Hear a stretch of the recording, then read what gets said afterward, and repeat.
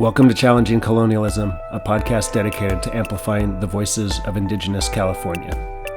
This bonus episode is a recording of the opening comments from a conference held at the Santa Cruz Mission State Historic Park on August 27th, 2021. The event was held the day prior to the El Camino bell removal in Santa Cruz and was called Telling and Teaching the Truth of the California Missions, and was co-sponsored by the Amamutsan Tribal Band, the Ohlone Costaloan Esselen Nation, the UC Santa Cruz American Indian Resource Center, and the University of California Critical Mission Studies program.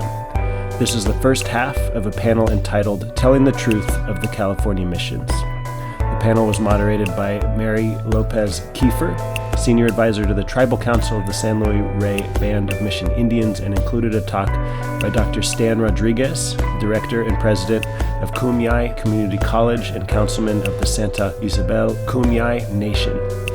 His talk is entitled Impact of Missions on Language, Culture, Land Claims, and Spirituality. The second panelist is Dr. Bernard Gordillo, a postdoctoral associate of the Institute of Sacred Music at Yale University. His talk is entitled Sounds, Silences, and Vestiges of California Mission Bells.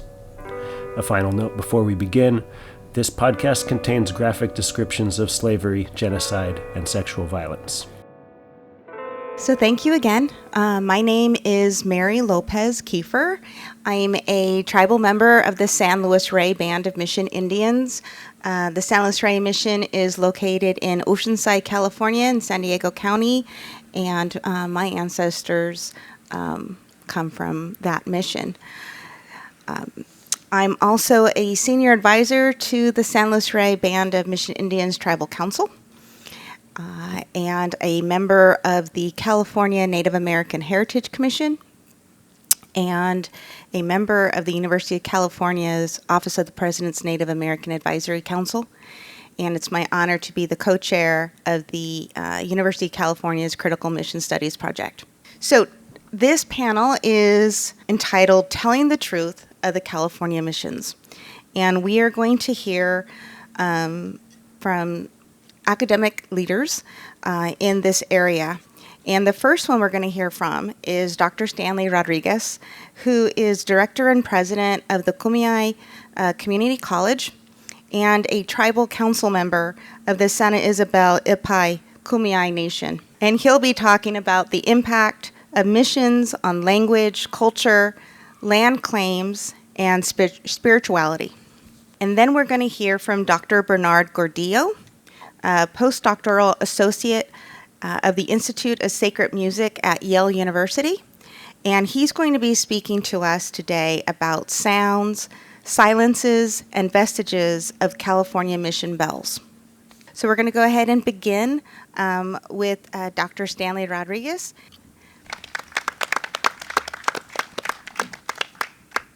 Okay, penya mati pecham. Stanley nashi nyama kupai witkonan. Penya way for you pi. No way kamich nyepam pi. Buknati ta kanab. Nyamai han newa. Mayum newara nya penya mit pi. Nyapum ne perhum kuslawa. Nyamathaw, nyamaat, nya echa. Nyapum mamle marar. Nyepches. Good afternoon, ladies and gentlemen. My name is Stan Rodriguez. I'm from the Santa Ysabel Band of the Ipai Nation. And it's an honor for me to come up here. And when we talk about these things that, the missions and how they've impacted our people, we need to first look at California, this area where the missions came. And some people would call this, and I'll call it, God's country. The land is beautiful. And the diversity that is here. When we talk about language diversity, there is more language diversity in California than any other part of the world, except for Papua New Guinea. That is something incredible. When we talk about, look at these trees. And when we talk about the redwoods, when we talk about, the oak, the pinyon pine, out into the desert, all these different, areas that our people are part of, that our people live in. that speaks to the blessings that our people had on these lands. And usually I start with a question asking, how many of you speak more than one language? I'm not going to do that because even though some of you raised your hand, that was beautiful. But, I know you just couldn't take it. You had to do it. That's all right. But the point I'm making was it was very common for our people to speak 4, 5, 6 languages because of that language diversity, because communication is important. You see that in Europe. You see that in parts of Africa, Asia. What happened here? When we talk about language, we're also talking about the land-based, land mass. We talk about this land that our people are on. These lands, the traditional lands for the people in this area and other areas. When I ask sometimes, where is the Holy Land? People will say Jerusalem. I go, not for us. This is our Holy Land. Each mountain, each stream, the ocean, all these different places, the Creator in our creation stories talks to us about that, teaches us about that. We learn about this because we are part of this. We're not here to control this land. We're a part of it. We have a reciprocal relationship, not just with the land, but with the animals, with all the things here. Because we are part of this landscape. And our culture. I wanted to applaud Mr. Valentin. I just got to share this, Valentin and I were born at the same hospital. I have to throw that out, man. We're both born in Dearborn Hospital in Madera, California. It's not there anymore, but we came out of there. But when we talk about our culture, all these things that we have here, all these things that we pass on from our creation story, this land, it teaches us how to conduct ourselves. It teaches us how to live from the moment we are born to the moment we pass from this world to the next world. Everything is a teaching. There are rites of passage from a baby to a child to a young adult. And as they continue on, eventually becoming an elder. All these things have ceremonies that we would do. All these ceremonies that we would do. The way that our people took care of the lands that we were in. Mr. Valentin was talking about the landscape out here because of burning. We have our own epistemology. We have our own organic science, our own fire science that helped this land. We helped each other. We were all healthy. This land, when we say this land is our mother, this land is truly all of our mother. She takes care of us and we take care of her. We do the best we can to take care of her. And the way we do that is the way we treat each other. And the way we treat this land. And our spirituality. Some people say that we're savages, that we're hunter-gatherers. They do not understand that we are close to the land.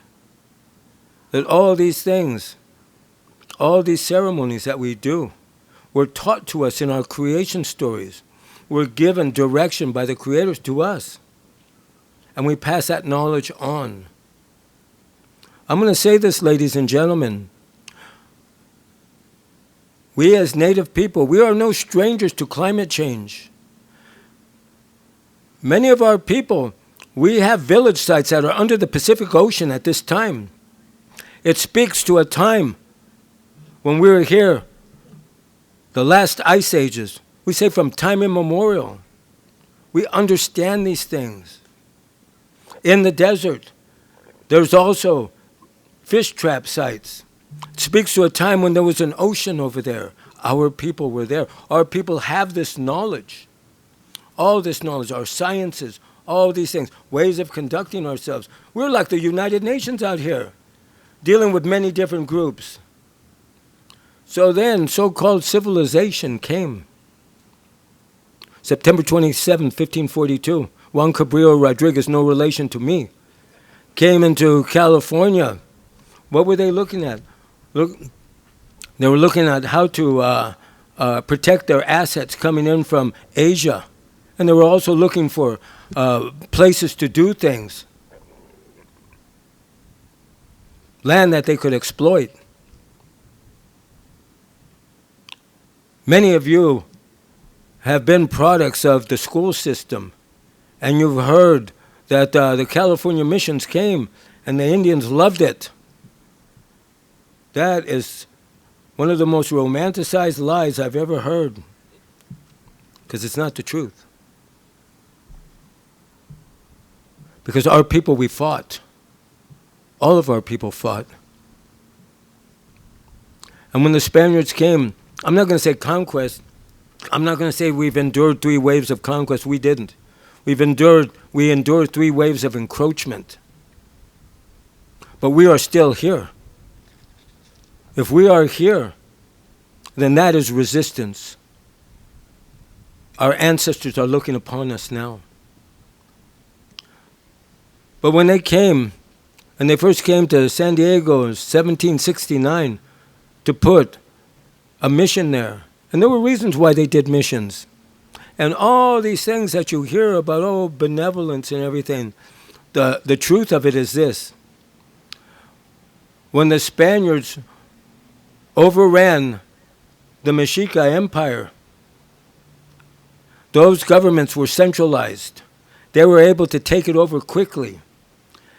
But there were uprisings that took place.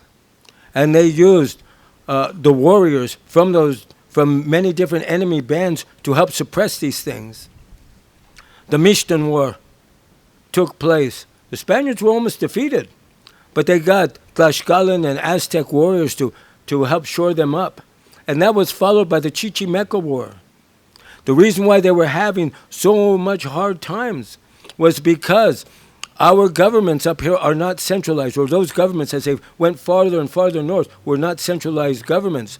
They were, as we call in my language, the shamuks, the clans.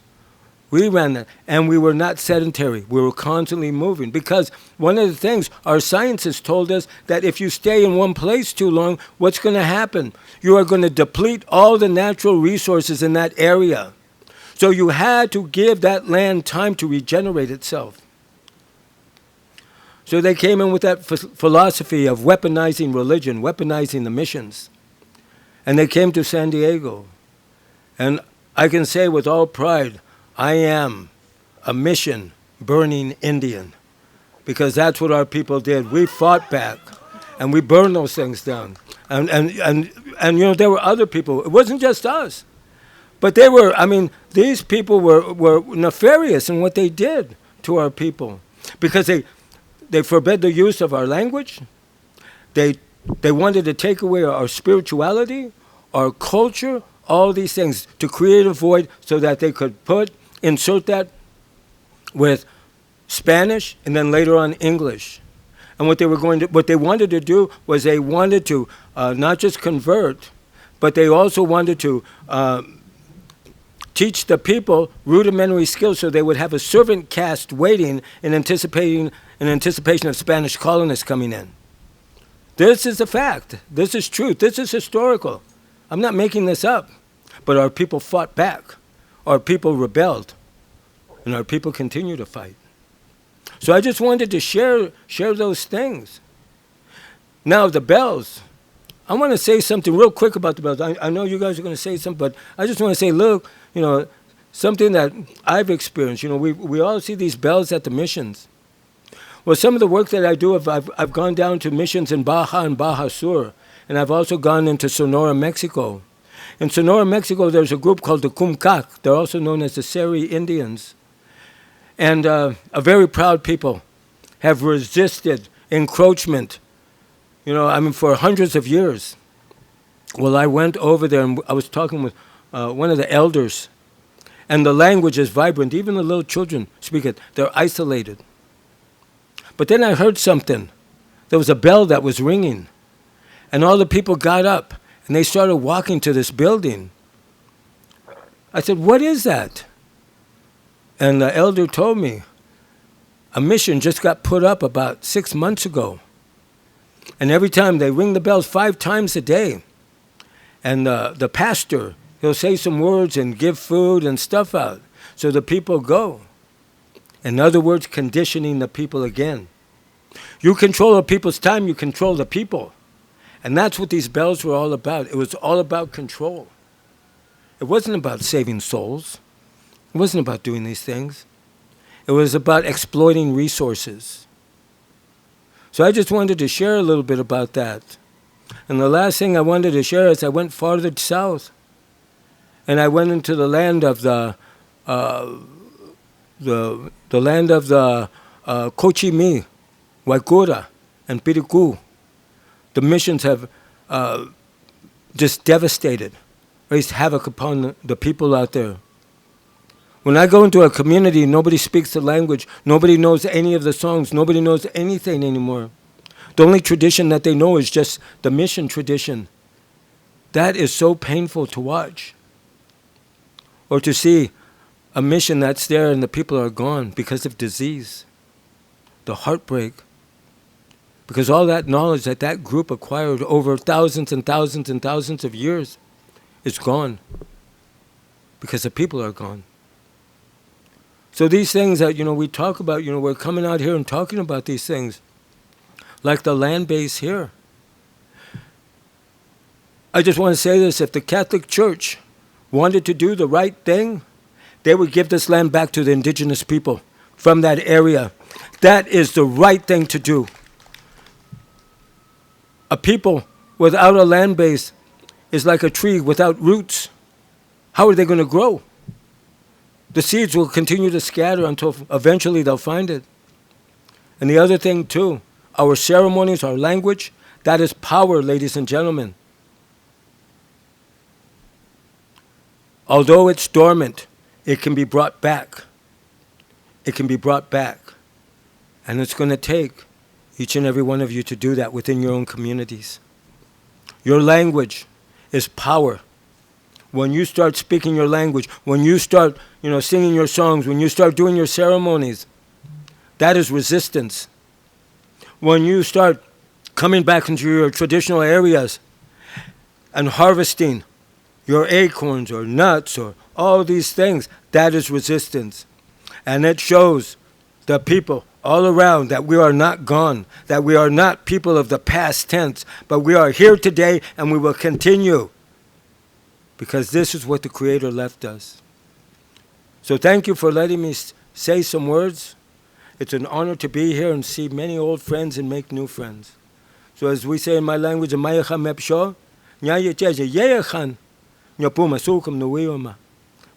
Creator watch over all of you. And these words bring much happiness to my heart. And I'm looking forward to this continuing. Thank you.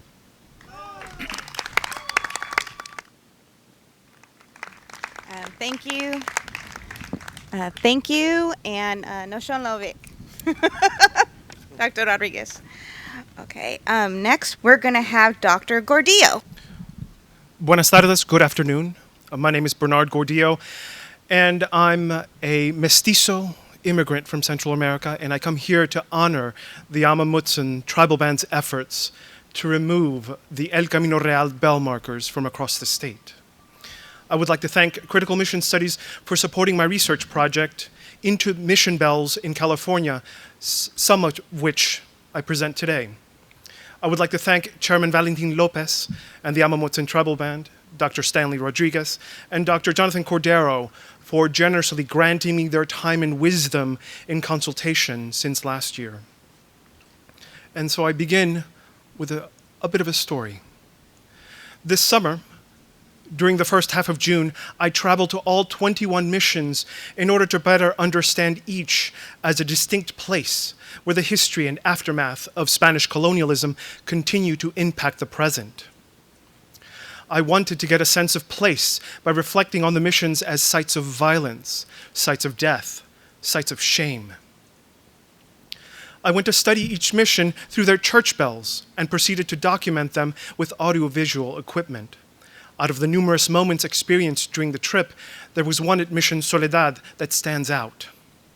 On a hot and sunny day, with a ferocious wind blasting through the Salinas Valley, I set up my equipment at some distance in front of the entrance to the small, nondescript replica mission chapel. To the right of the entrance, close to the corner of the building, sat an El Camino Real bell marker, a commonplace if unsettling sight at every mission. To the left of the entrance, supported by a wooden beam jutting out from the side of the building, hung a rusted church bell cast in a Spanish colonial style. Unlike the bell marker, this bell was meant to be functional. It was intended to sound. As I stood there stabilizing the camera in between strong bursts of wind, a couple passed through the very scene I was trying to capture. They were on their way to the parking lot and had likely taken in the modest mission grounds, museum, and chapel interior, part of a general fantasy mission experience that may have been the impetus for what happened next. While passing in front of me, they paused at the functional bell, and one of them pulled on the chain hanging from its mouth. The sound that emanated from that bell, still ringing in my memory, is pause for reflection. Why do church bells continue to ring at the California missions? A search for an answer to this question may not be as self-evident as the most immediate response implies. In this presentation, I will address why the visual representations of mission bells that pervade California, particularly evidenced by the El Camino Real bell markers and the Rain Cross bell of Riverside County, are inseparable from the functional bells displayed or rung at all of the missions and their respective early histories. Firstly, I will situate the church bell and its sound within the Catholic European tradition as an instrument for the mediation of divine and earthly power, as a tool for the regulation of communal time and order, and as a weapon for the establishment and maintenance of Spanish colonization. Secondly, I will place this tradition in context of the California missions during the Spanish period. Lastly, I will connect the historical employment of the mission bell to its modern-day guises in California. It is my hope to show that the El Camino Real bell marker, far from the seemingly benign symbol replicated and installed across the state as part of alleged civic service by elite social groups, is an otherwise remarkable and pernicious emblem of violence that reinvokes the horrors of Spanish colonialism. And no amount of rhetoric, action, or appropriation, regardless of their motivation, can purify the mission bell and its representations of their violent origins in California. Since the Middle Ages, the Catholic Church has employed the bell as an instrument for the mediation of divine and earthly power. The bell generated a sound that echoed the voice of God, at once projecting his authoritarian commands and omniscience over a space as auditory signals. The soundscape scholar R. Merri has asserted that the church bell had both centripetal and centrifugal power. God's metallic and sonorous bell voice was thus, quote, centrifugal in the sense that it frightens off evil spirits, and centripetal in the sense that it draws people together for collective religious observance, end quote.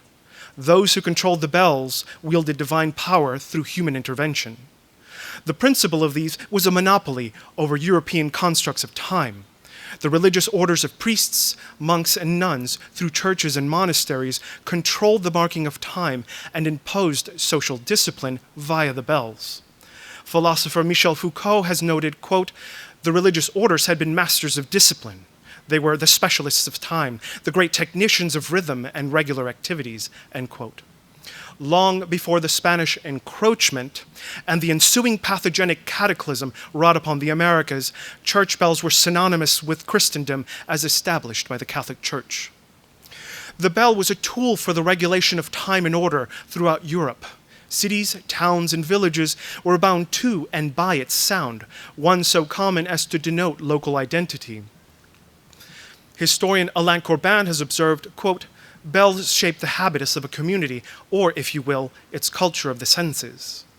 They serve to anchor localism, imparting depth to the desire for rootedness and offering the peace of near, well-defined horizons, end quote.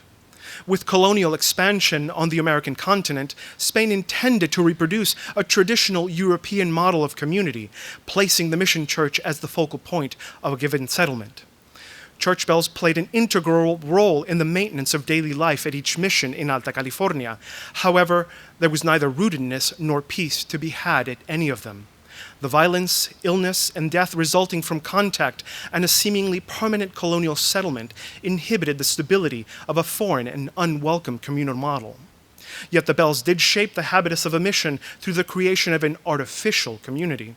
They ensured that the native population, forced to live, worship, and labor within its sonic bounds, submitted to oppressive colonial exigencies. The church bell was used as a weapon for the establishment and maintenance of colonization. As the Spanish Empire spread across the globe, church bells accompanied the expansion of Christendom and Christianization. The Spanish introduced 3 explosive sounds as they founded mission after mission in Alta California. These sounds emanated from the cannon, the musket, and the church bell, all unprecedented sounds that challenged the thunderbolt as the loudest prior to their arrival. While the first 2 terrorized and annihilated native people, the bell was much more subtle in its deployment. Far from instilling a pax hispana, Spanish peace, the Franciscans inflicted tremendous suffering through the mission bells in Alta California, a point to which I'll explain a bit more in a minute. The bells rang no matter what, as God's metallic voice dominated the Christianization process. The nature and function of the church bell in Alta California characterized what I call the mission bellscape, a sonic landscape consumed by bell sounds. A general landscape can be divided into 4 components: the source object, sound, time, and space. The source object is the bell itself, cast out of metal, tuned to a definite pitch, and typically inscribed with a date and other text or symbols. The names of the 8 bells at Mission San Luis Obispo are a case in point. The 5 that hang currently in the bell wall above the portico of the main entrance to the church are named after the first missions founded in Alta California. The 3 historical bells on display in the mission courtyard, each dating back to the Spanish period, were given names associated with the function to which they served: joy, gloria, and sorrow. The Franciscans imported bells from Spain or elsewhere in the colonies. Once arrived, they consecrated the bells, thus converting them into holy objects. Missions typically owned a collection made up of different sizes and tones. Newly founded missions might have 1 or 2 bells that hung from a beam supported by a pair of freestanding posts. If the mission grew in size and wealth, so might the number of bells and their supporting structures, in which case they hung from the elevated piercings or openings of either terraced bell towers or espadañas, bell walls. Each architectural structure focused and directed bell sounds. The tower in particular may have served as an acoustic resonator, giving the sound weight, projection, and a severity of command. Like the source object, the bell sound was also sacred and thus sacralized time and space, though it may not have been received or understood as such. This hallowed sound permeated settler and native spaces alike in and around the mission buildings, imbuing everything in its path with an air of sacredness, at once a reminder that God was watching. Bell sounds communicated signals to the population within the mission bellscape. Although they were used to historically sound alarm, celebration, or commemoration, Spanish chroniclers tended to link these signals to joyful or solemn events. Yet there were other, more common affective associations that held dark consequences for the California Indians. A language of the bells was not only intended to condition and discipline the native body while separating it from native notions of community, but the sound carried an implicit threat of force.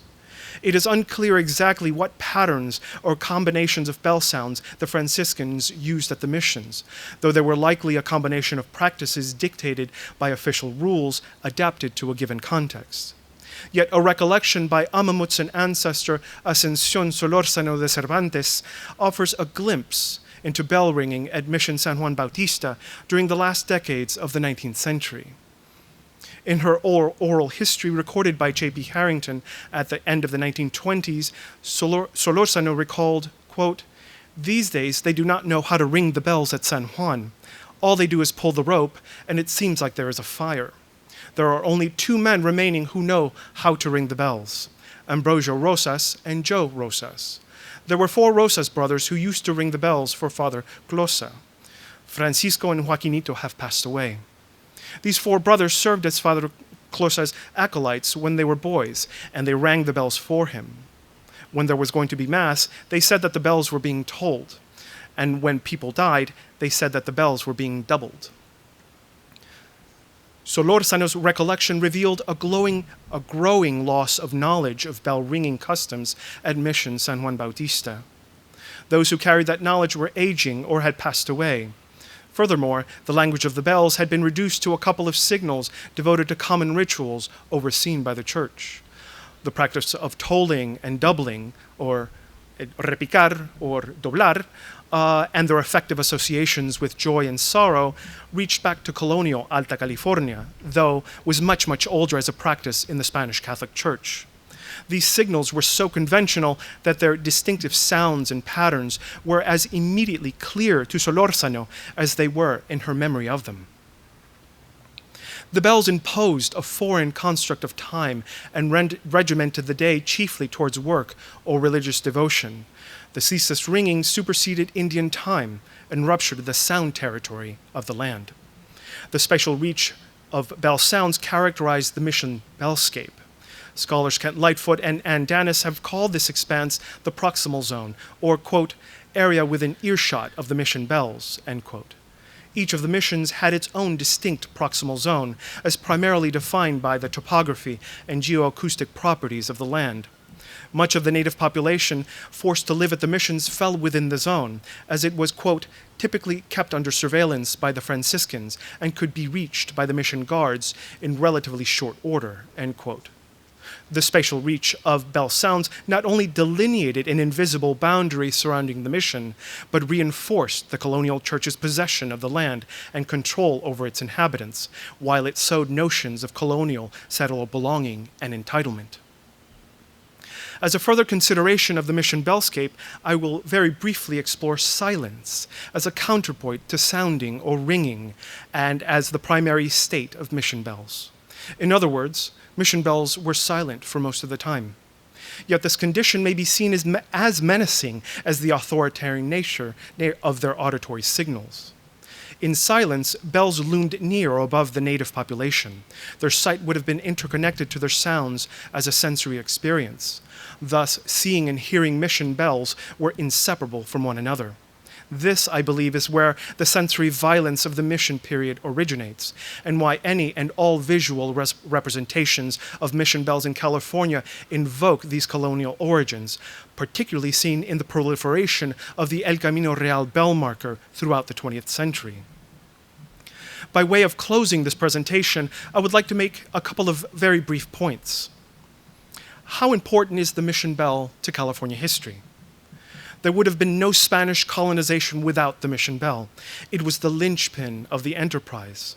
Mission bells, their sounds and representations still matter and are of grave relevance to Native communities in that bells carry the deep, permanent stain of colonial sensory violence in California.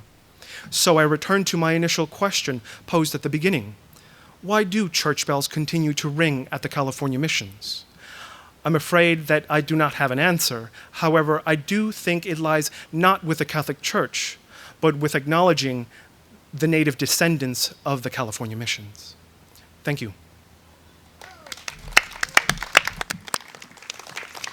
Thank you, Dr. Gordillo.